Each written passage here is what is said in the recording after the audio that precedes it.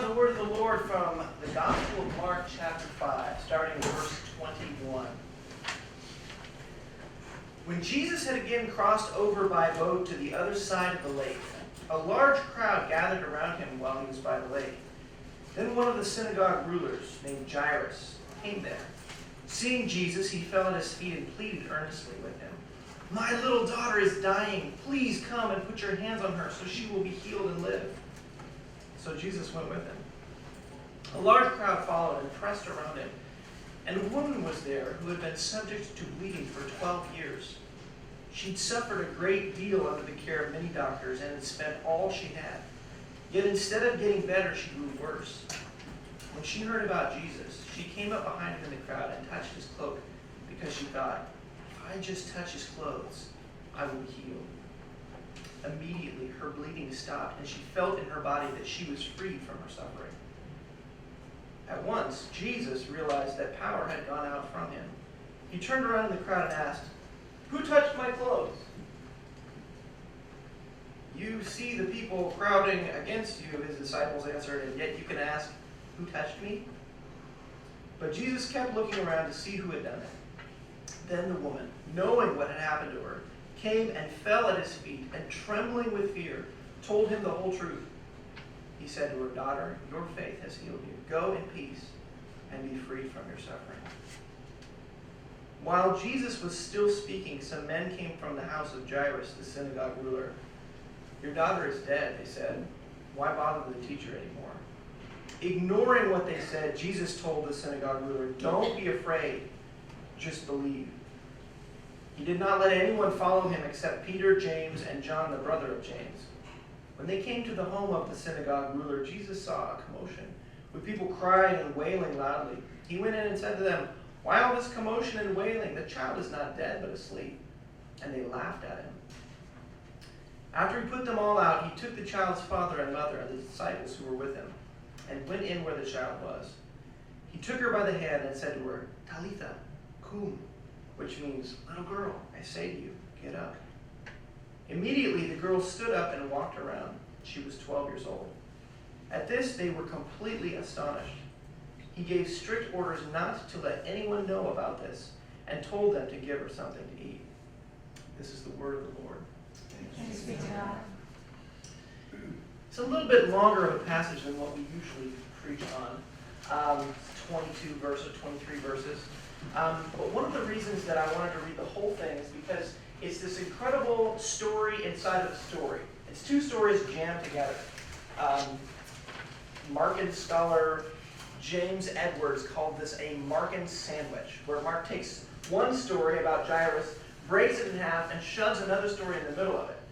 And what's really interesting is the interplay of the juxtapositions between these two stories. Easily, you could have told one story and then the next. But what's going on here is we have all these parallels and then contrasts. So we have two females who are referred to as daughters, almost in the next verses. We have this unnamed woman, and we have this ruler's child. They're both called daughters back to back. They both have sort of this 12-year history. One of suffering, the other is 12 years old. And there's a whole bunch of other contrasts and continuities between this. But the thing that I find fascinating about this story that I want to share with us for a few minutes today is the contrast between Jairus, who we're told 4 times is a synagogue ruler, and a woman with no name. It's very, very stark contrast. The thing I want to say about Jairus, the person who has a name, is that when you have a name, you have a voice. When you have a big name, you have a big voice. So Jairus, as the ruler of the synagogue, would probably have been a very religious, moral, educated, good person. We also know that he has a family that apparently is, sort of a postcard of what a good Jewish family would be back in the day. But there's a good chance that if he's a leading person in the synagogue, just like a leading person in maybe a good mainline church, he's probably one of the pillars of society. Maybe an elected official, maybe a successful business person. Jairus has it all. Now, when I was a teenager, this was the 90s, and my dream was to be a basketball player. I played in high school, and I loved that sport more than anything else in life, and didn't have any plans beyond when I graduated high school except maybe to make it to the NBA. However, I stopped growing, and as a 5'9" white kid, there's not a lot of options in the NBA. But, however, there was this one TV commercial that inspired me. I don't know if anybody can relate to this, but I'm gonna give you a little hint. Maybe you can remember seeing this. It was a Nike commercial about this guy who played basketball in the 90s, and it went something like this: "Sometimes I dream, he is me." You ever hear this one? It's about Michael Jordan. And the end of the commercial goes, "I dream I move, I dream I groove like Mike. I want to be like Mike." Okay, one other person has heard that. Okay? So for me, this was my dream. I want to be like Michael Jordan, right? Like the epitome of everything successful of my dream. Well, Jairus, back in the day, they said, "I want to be like Jairus." It doesn't flow as good, but in the Hebrew it works. So that was the dream. Jairus had it all. And because he had it all, everybody knew Jairus' name, right?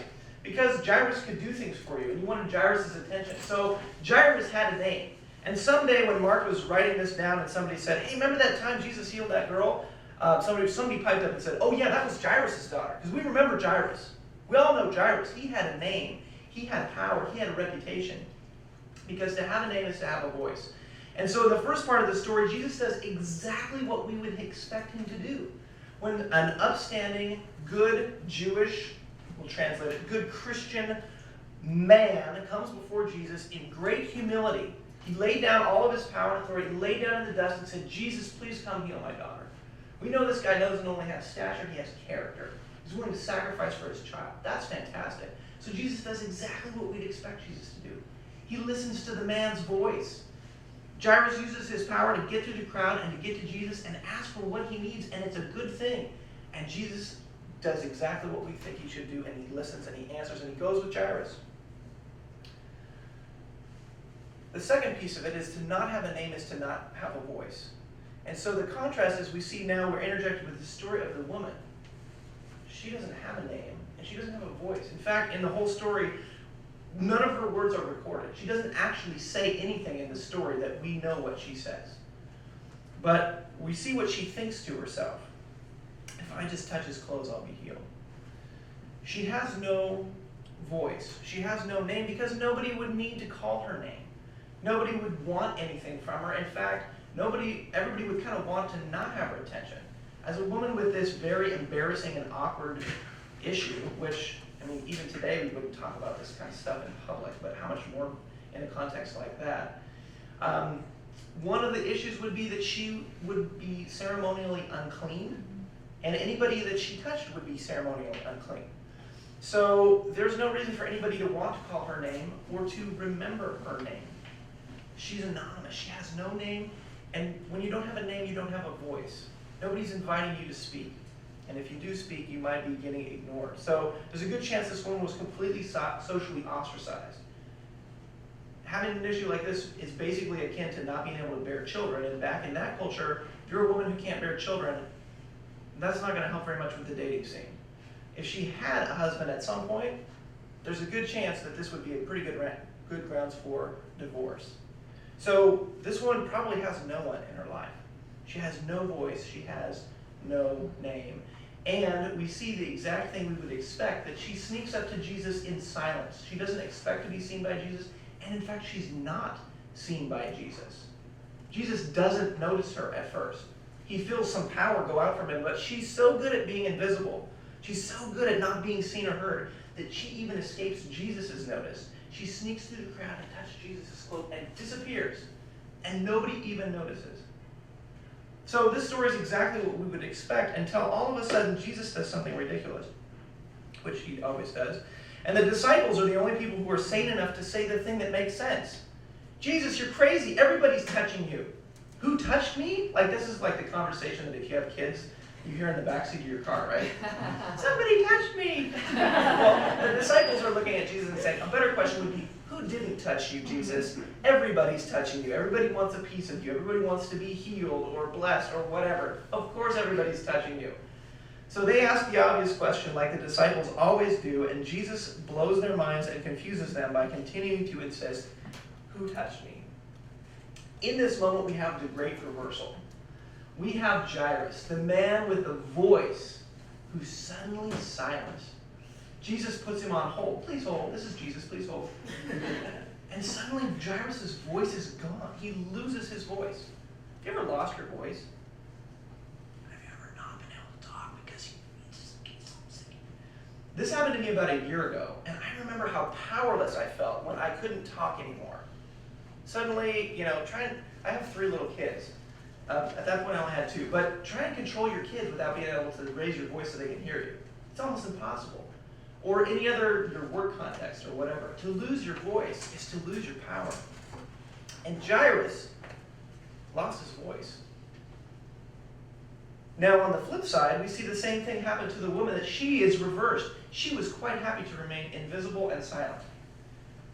The stakes were pretty high for her if she got caught touching a famous rabbi and causing him to be ceremonially unclean in the midst of a crowd that was already sort of emotionally hyped up because we're sort of life and death hanging in the balance.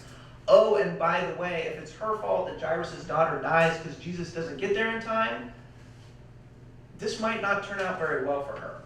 So it's in her best interest to remain silent and to remain invisible, or so she thinks.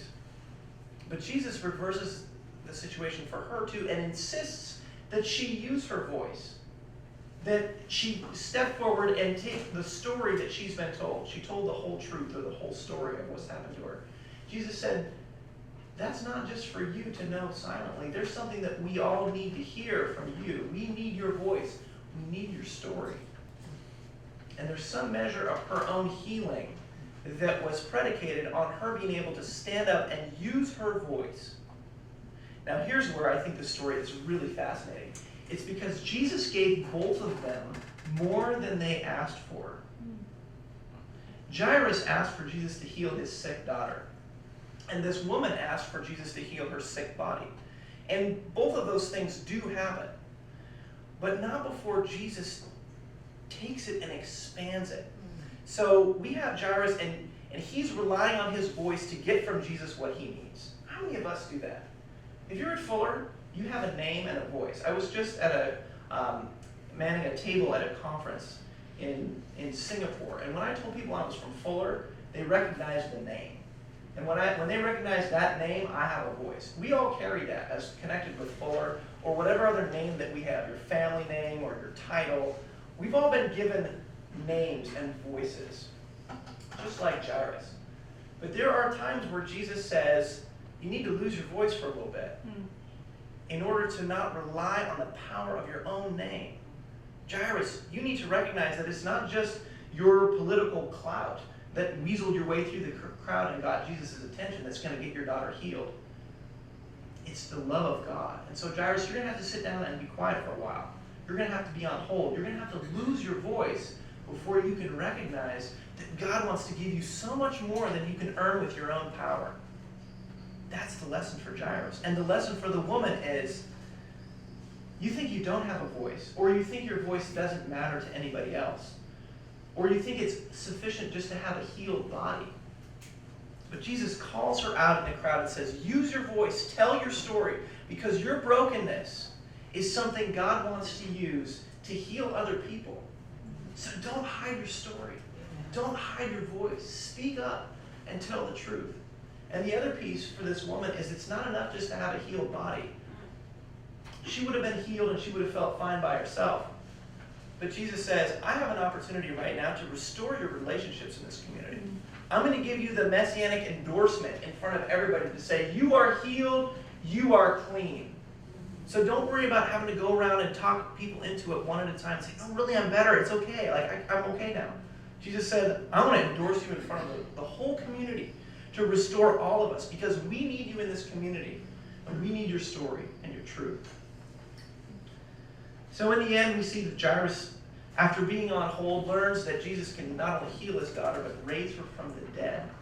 And we see that this woman receives her own voice and is healed emotionally and socially as well as physically.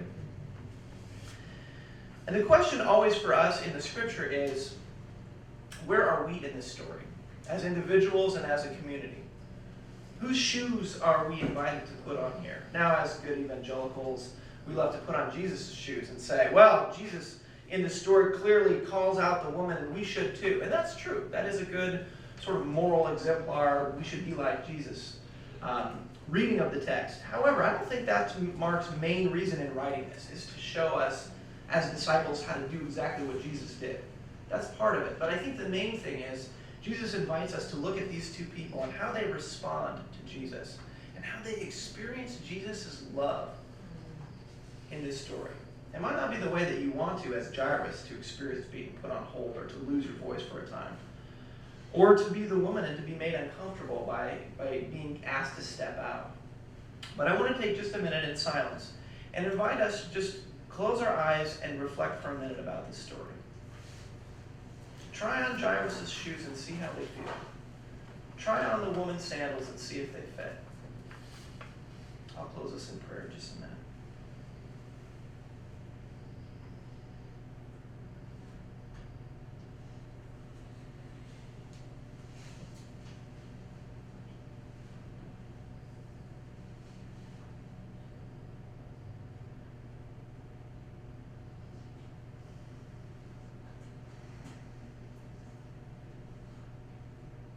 Jesus, we thank you for this story of love.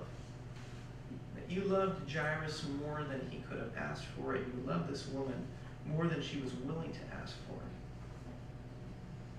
Lord, I pray that you will get this story under our skin and get your love into our hearts, that we might experience the kind of grace and power that this story shares with us from you.